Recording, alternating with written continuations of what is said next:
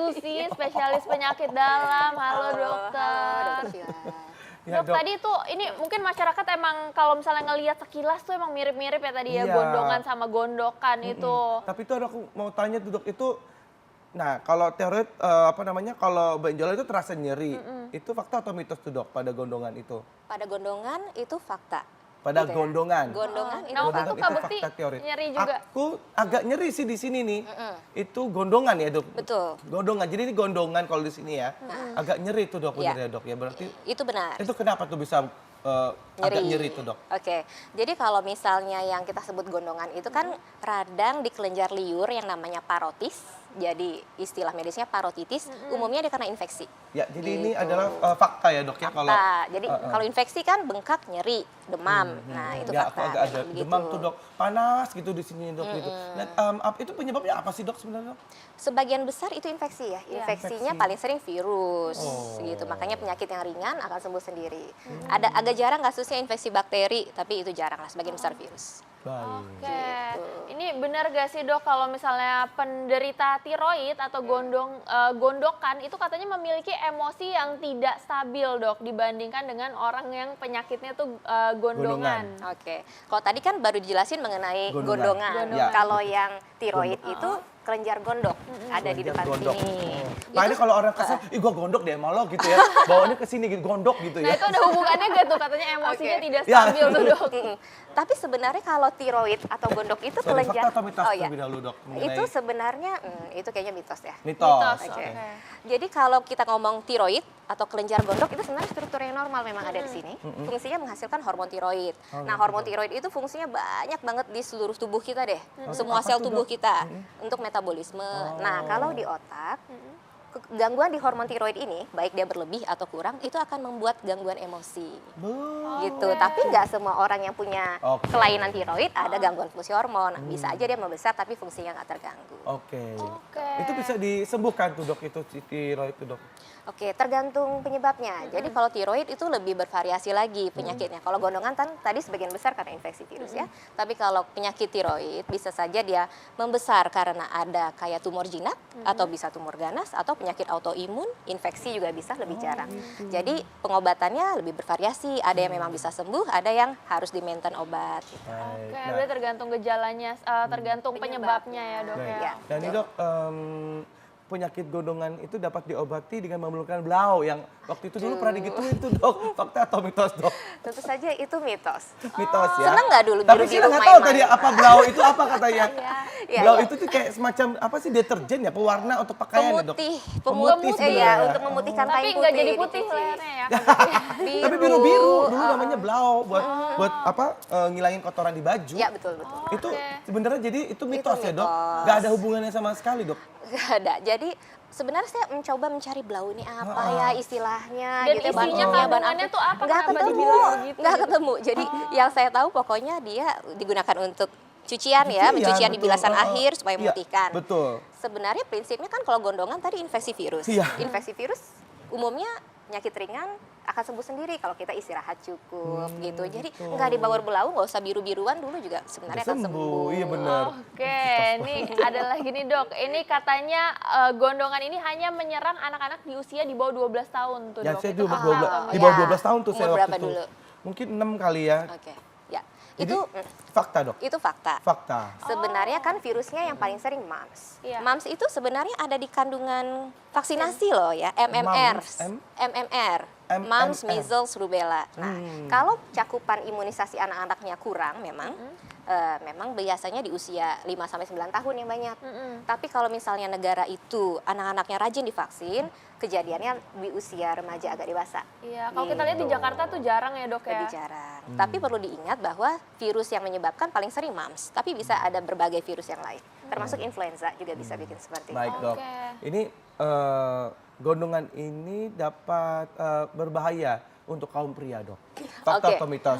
Dan kita masih ngebahas seputar gondongan dan juga gondokan ya. Jadi ada sedikit perbedaan nih pemirsa ya. Kalau gondongan, Cila, saya biar tahu sedikit. Udah ya, Dok. ngerti nih. Gondongan itu ada di rahang sini ya dok ya. Betul. Kalau gondokan yang kayak gondok gitu loh di di leher situ ya dok. Nah tadi kita Tadi sempat ditanya nih penyebabnya nih kalau misalnya gondongan itu kan virus ya dok ya. Kalau gondokan itu kan lebih ke produksi tiroidnya sendiri dok. Nah ini kalau misalnya kalau Laki-laki ya? laki-laki nih dok ya, ini katanya menderita gondongan itu sangat berbahaya karena bisa menyebabkan impoten. Itu fakta atau mitos tuh dok? Mau dibilang fakta, nggak full 100% ya. Oke lah, mitos aja deh. mitos Mitos. saja. Oke, ya. Oke. Kenapa tuh, Jadi Dok? kalau orang yang kena gondongan, virusnya itu juga bisa menimbulkan radang di testis atau buah zakar. Kalau misalnya peradangan yang ditimbulkan sembuhnya nggak bagus, Ya. gitu ya, ada jaringan yang rusak lah istilahnya. Berarti kan nanti ke depannya produksi hormon laki-lakinya nggak terlalu bagus. Ya Gitu. bisa, tapi nggak semua orang yang kena gondongan Iya, akan betul. kena ke... Ini buktinya Kak Bukti Nah, ini ini. Alhamdulillah, anak udah 2 gitu ya. Iya, Alhamdulillah. betul. Nah Gitu. itu kalau gondongan itu kan lewat pengobatan. Kalau gondokan itu harus dioperasi, biopsi itu atau gimana dok? Oke, karena tadi penyakitnya ada banyak banget ya. Ya. Jadi pengobatannya tergantung. Misalnya penyebabnya autoimun, ya diobatin dengan obat autoimun Ya. misalnya. Atau dikasih suplemen, misalnya dia hormonnya kurang, kita kasih obat hormon buatannya gitu. Atau hormonnya berlebih, kita turunkan hormonnya. Tapi misalnya penyakitnya ada benjolan, atau benjolannya itu sudah mengganggu. Misalnya dia jadi nelen aja susah, suaranya serak atau agak sesak. Nah itu memang operasi. Oh. Oke, ini ada lagi nih dok, ini mitos atau fakta nih, katanya penderita tiroid atau gondokan ini tidak boleh konsumsi garam dok. Itu fakta atau mitos? Itu mitos. Mitos. Mitos. Itu mitos gitu ya. Oh. Jadi kalau garam kan itu natrium klorida. Itu memang mineral yang kita butuhkan dong. Semua orang butuh gitu. Cuma kalau yang ada di pasaran nih garam kan ada yang beriodium gitu ya. Mungkin itu dikaitkan dengan adanya Yang garam beriodium. beriodium. Iodium itu menjadi bahan baku hormon tiroid kita. Nanti kan kelenjar tiroid menghasilkan hormon tiroid, bahan bakunya iodium.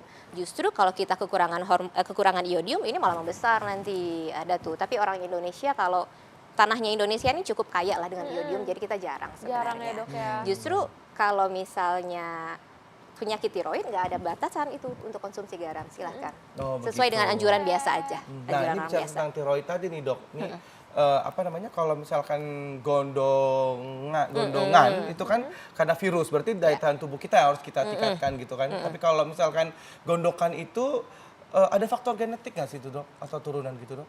Oke, beberapa ada.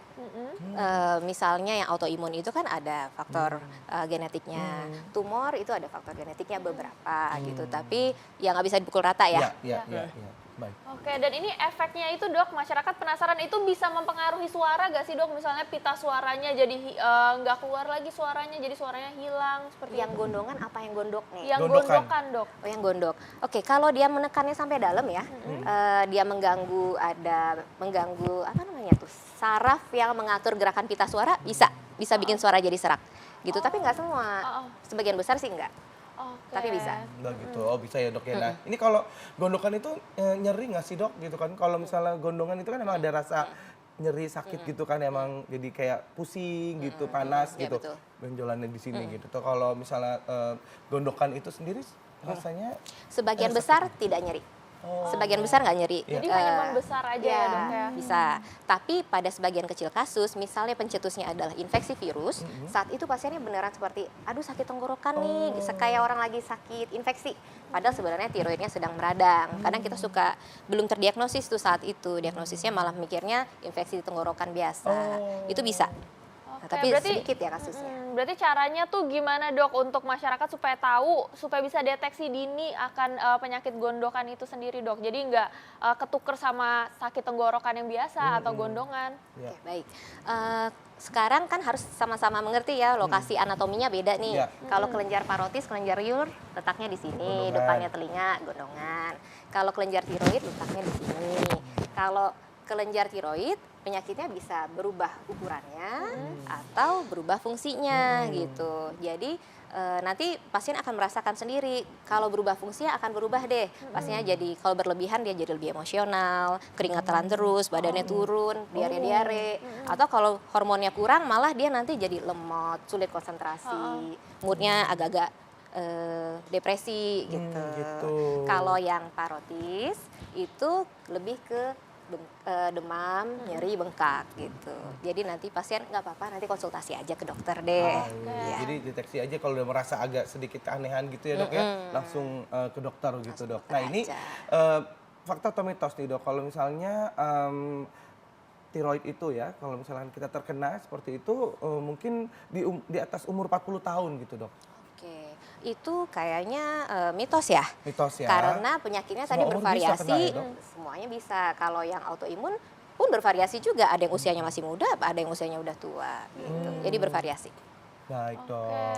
Nah ini kalau misalnya untuk masyarakat nih dok, ada gak sih tips-tips gimana caranya untuk menghindari dan juga supaya lebih bisa mengatasinya dok dari penyakit gondongan dan gondokan itu sendiri? Oke, kalau penyakit gondongan prinsipnya dia infeksi, jadi jaga kebersihan lingkungan gitu Jadi dok, ya. saya nggak jaga kebersihan kali ya dok ya.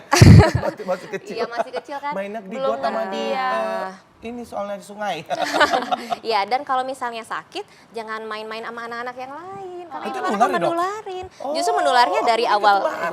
Iya, iya. Oh, iya. Menularnya dari awal, sejak dia demam sampai nanti pembengkakannya selesai gitu. Jadi fase penularannya lama. Jadi kalau ada anaknya yang sakit, nggak usah diajak main-main lah sama anak yang lain. Jadi Mungkin di saya rumah rasa aja. dulu itu Iya, benar. penyebabnya dikasih Ada blau temennya kali ya, mungkin supaya ya. biru malu main sama teman-temannya kayaknya. Betul, Gitu. betul gitu kali ya dok ya. Ya, kalau gondokan dok? Kalau gondokan, tadi pertanyaannya apa ya? Mengenai tips and tricks supaya kita bisa Supaya nggak bisa menghindari, Dok. Menghindari. Oh iya. Oke, kalau gondok itu karena tadi penyebabnya luas sekali. Intinya makan yang sehat aja. Karena dia nggak ada spesifik nih. Oh, gitu. Makanannya sehat, iodiumnya cukup. Gitu. Oke, oh harus punya garam yang beriodium yang cukup begitu Iya. ya dok ya. Baik, terima kasih banyak dok. Oke, sama-sama. Informasinya luar biasa. Kita udah jelas nih mana gondongan, mana gondokan. Iya, gitu.